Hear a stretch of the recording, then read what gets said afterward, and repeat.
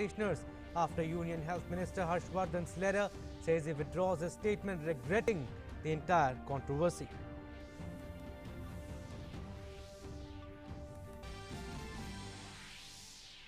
Pediatric trials of Covaxin may begin in June. Steady decline in the positivity rate, which falls to its lowest since 10th May. Central government makes over 21.8 crore vaccine doses available to states and union territories free of cost. Centre allocates 22.17 lakh vials of remdesivir to states UTs for the period 23rd to 30th May.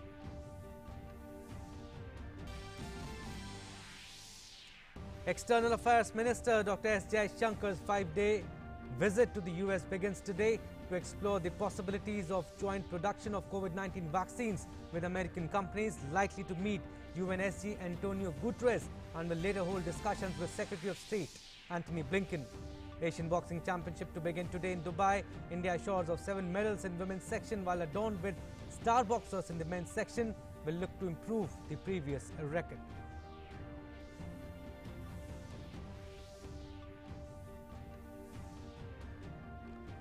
Namaskar, I'm Abhishek Mahajan. Let's start with our top story. Union Home Minister Amit Shah is currently holding a meeting via video conference with the Chief Ministers of Odisha, Andhra Pradesh, West Bengal and the Lieutenant Governor of Andaman and Nicobar Islands to review the preparations in view of the cyclone Yas. The Chief Ministers of Odisha, Andhra Pradesh, West Bengal and Lieutenant Governor of Andaman and Nicobar Islands, they are attending the meeting. And to give us more information on this, my colleague Arun Sharma joins me live. Okay, we'll come back to Arun, but before that, the deep depression over East Central Bay of Bengal remained practically stationary during past 6 hours, intensified into cyclonic storm Yas today morning.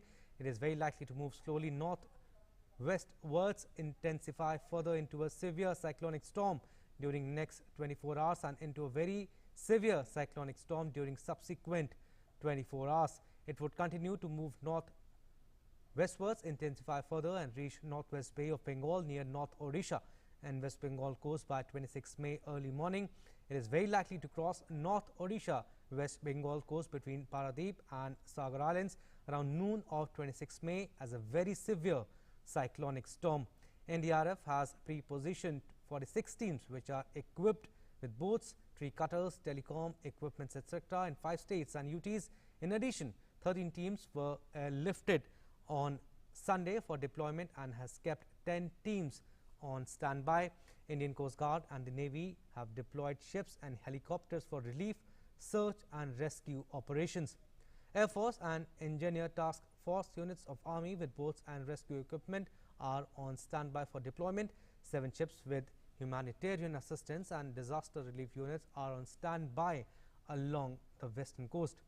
Meanwhile, 25 eastern coastal area bound train will remain cancelled from today till May 29th in view of cyclone Yas as a precautionary measure.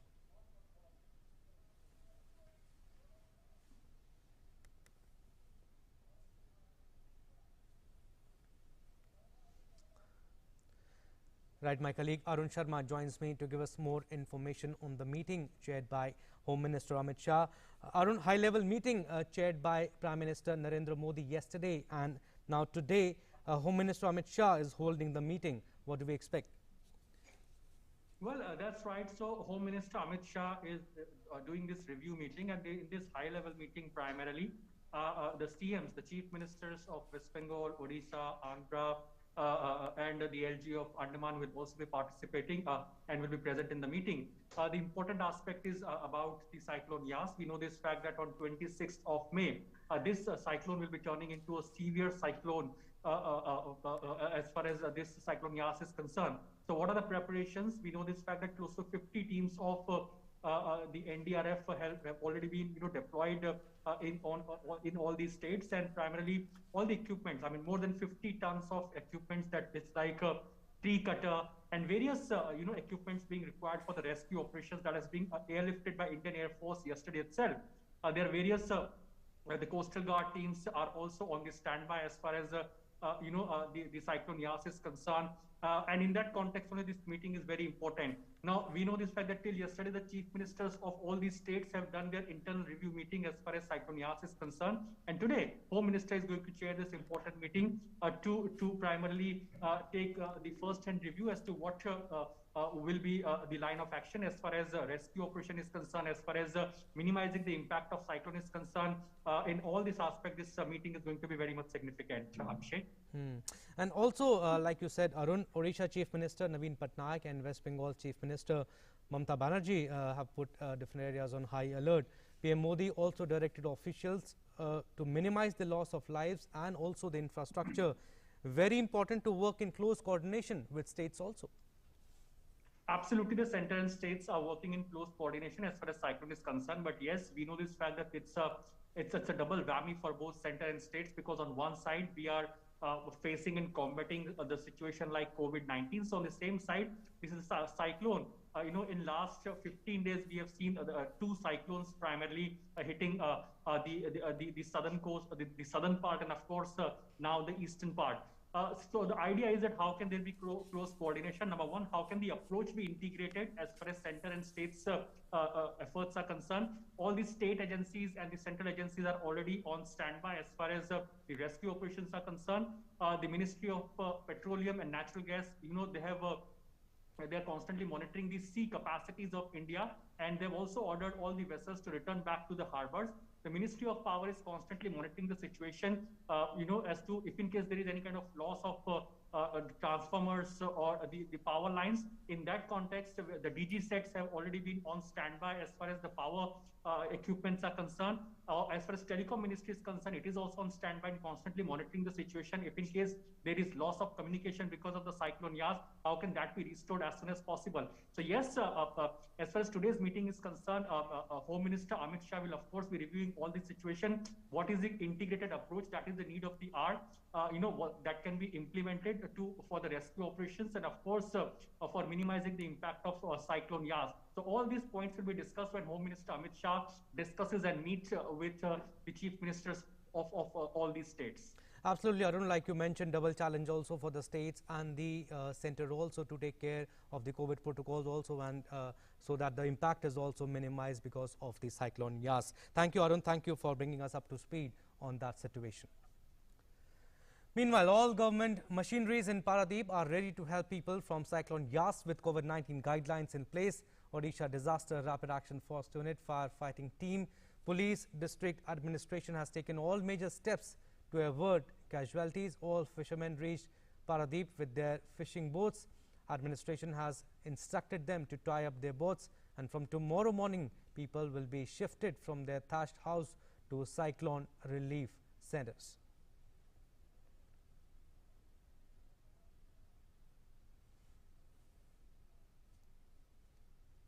Right, my colleague Tapas has more information on this. Tapas, a deep depression over East Central Bay of Bengal intensified into cyclonic storm today, likely to turn into severe cyclonic storm and then very severe on 26th.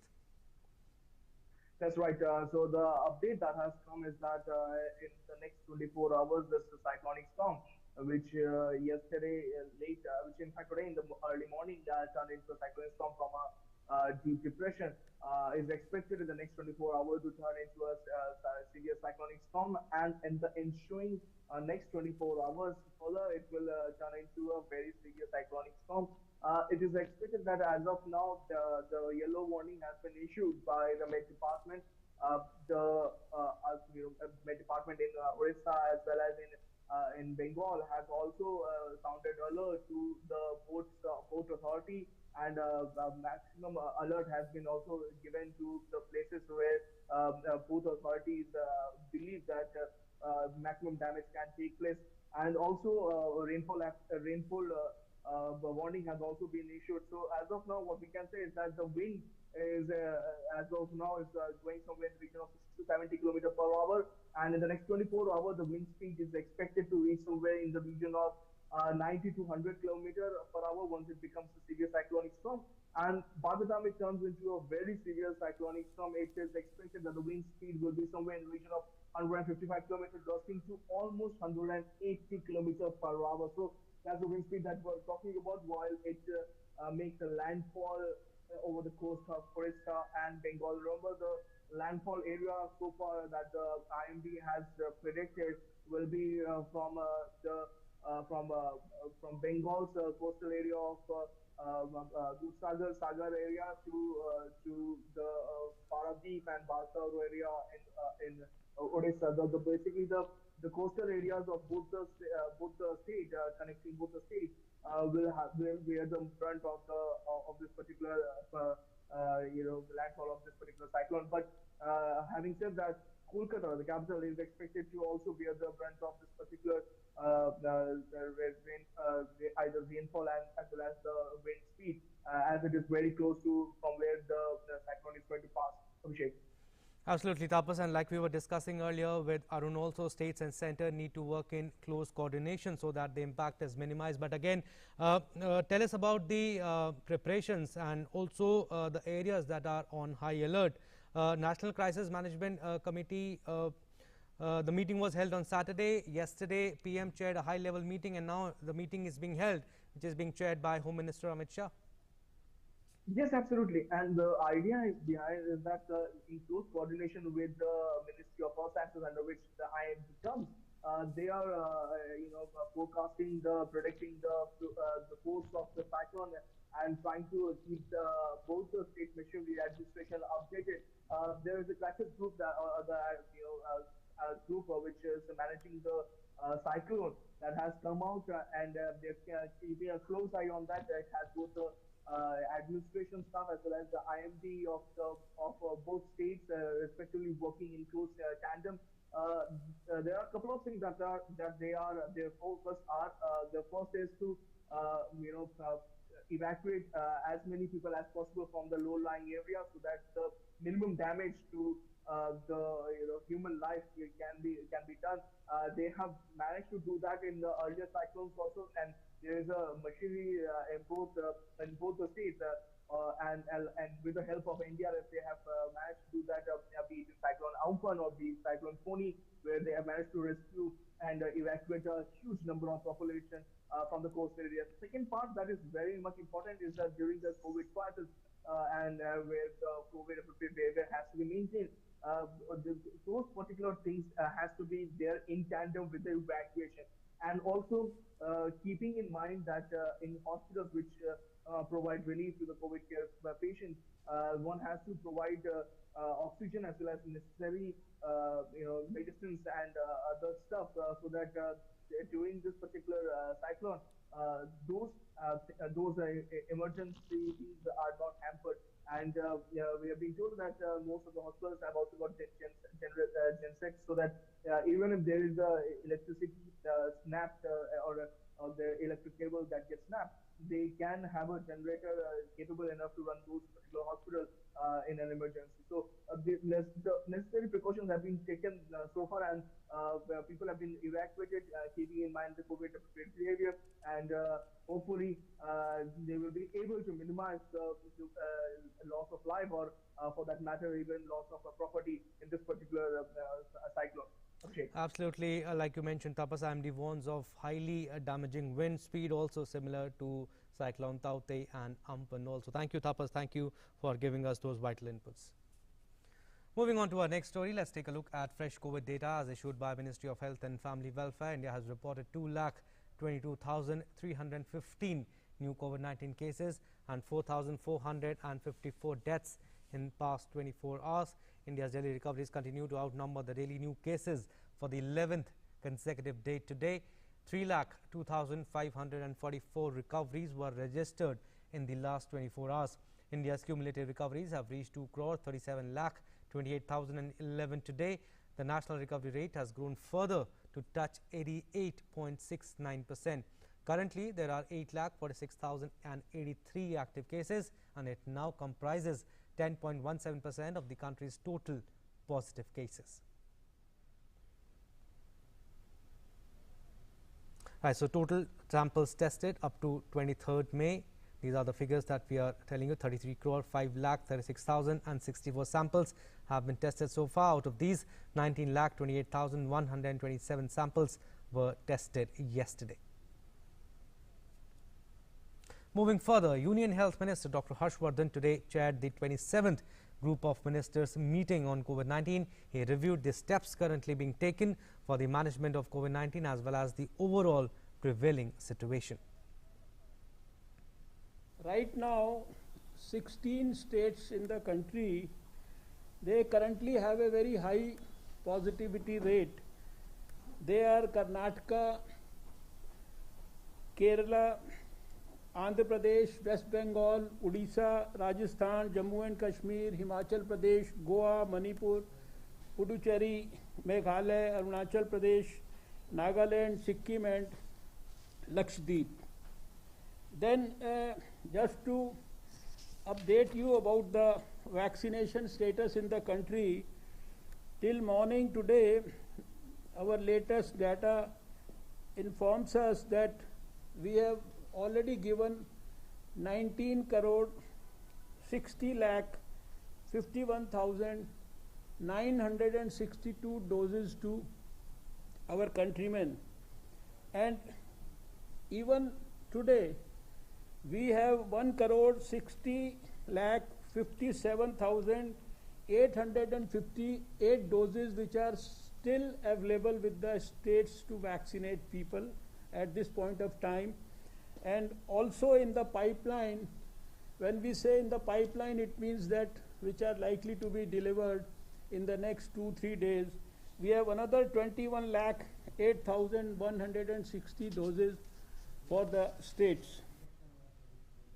Dr. Harshvardhan also said that so far 98.87 lakh vials of remdesivir have been allocated across the country. Out of this, 22.17 lakh vials of remdesivir have been allocated to all states and the union territories for the period of 23rd to 30th May. Update you about the two important things, the remdesivir injections. Till now, we have already through the central government sent 70.61 lakh remdesivir vials to the states and have already given 45,735 ventilators to the states.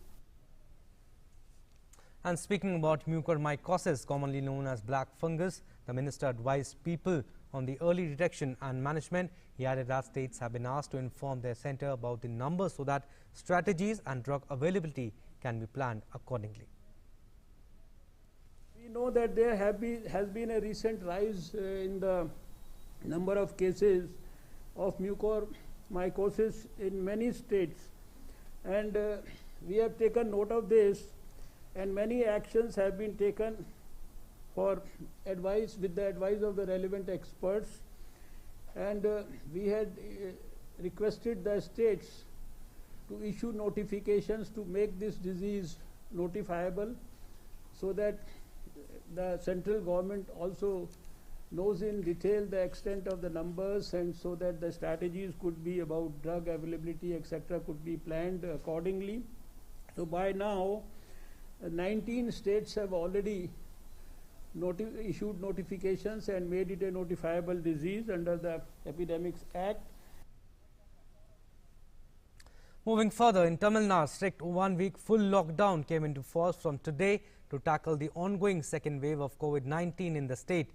Roads wore a deserted look across the state today as all shops, including vegetable and grocery shops, were closed. However, essential services like pharmacies, petrol bunks and milk supply, among others, are allowed to operate. Checkposts and barricades were put up on all major roads and all flyovers were shut. Only those with valid e-registration passes for medical care and funerals were allowed to travel.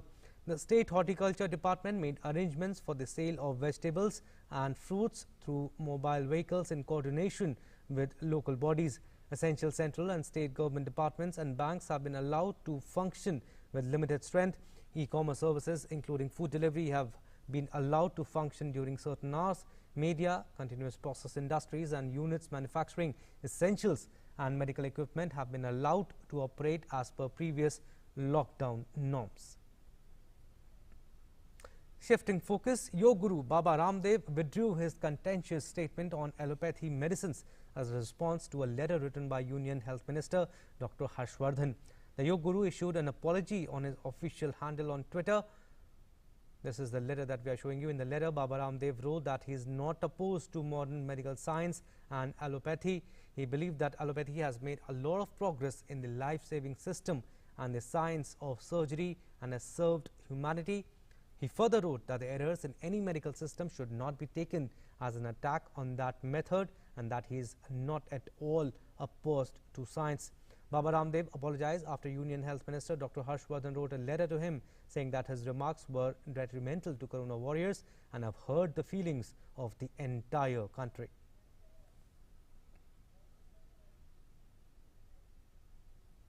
Bharat Biotech may commence pediatric trials of its COVID-19 vaccine, Covaxin, from June.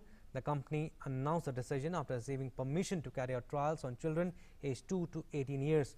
Bharat Biotech's business development and international advocacy head exuded confidence that vaccine for kids may get the license in the third quarter of this year. Holding a virtual conversation with members of FICCI Ladies Organization in Hyderabad on all about vaccines, he said that the company expected approval from the World Health Organization for Covaxin by the end of third or fourth quarter. Ella also said Bharat Biotech will be ramping up manufacturing capacity of Covaxin to 700 million doses by the end of this year. Talking about the oxygen supply now, overcoming all hurdles and finding new solutions, Indian Railways is continuing its journey of bringing relief by delivering liquid medical oxygen to various states across the country. So far, Indian Railways has delivered more than 15,284 metric ton of liquid medical oxygen in more than 936 tankers to various states across the country. It may be noted that 234 oxygen expresses have completed their journey so far and brought relief to various states. Currently, around 9 loaded oxygen expresses on a run with more than 569 metric ton of liquid medical oxygen in 31 tankers. Oxygen expresses have been delivering more than 800 metric ton of liquid medical oxygen to the nation each day now. And it is Indian Railways' endeavour to deliver as much liquid medical oxygen as possible in the shortest time possible to the requesting states. Oxygen relief by oxygen expresses reached out to 14 states, namely Uttarakhand, Karnataka, Maharashtra, Madhya Pradesh, Andhra Pradesh, Rajasthan, Tamil Nadu, Haryana, Telangana, Punjab, Kerala, Delhi, Uttar Pradesh and Assam. Moving further, External Affairs Minister Dr. S. Jaishankar reaches New York on his first visit after India entered the UN Security Council on 1st January. Jaishankar's 5-day visit will focus on procurement of COVID-19 vaccines from American companies as well as explore the possibility of their joint production. During the course of his visit, the minister will hold discussions with U.S. Secretary of State Antony Blinken besides meeting senior officials of Biden administration. In New York, Dr. S. Jaishankar is expected to meet UN Secretary General Antonio Guterres too. Besides, Jaishankar will also have 2 interactions with business forums on economic and COVID-19 related cooperation between the 2 countries. Sports now. India short of 7 medals at Asian Boxing Championships as 7 women entered the semi-finals at the Asian Championships in Dubai. Indian pugilist 6-time world champion MC Mary Kom seeded top in her category, defending champion Pooja Rani, Anupama Saviti, Lavlina Borgohain, Lal Puatsahi and Monica made the last 4 stage. A total of 6 Indian male boxers, including defending champion Amit Panghal, Varinder Singh, Vikas Krishan, Ashish Kumar, Sanjeet and Narendra, got first round buys into quarterfinals. In all, 19 Indian boxers, 9 men and 10 women will stake their claim for the top honours.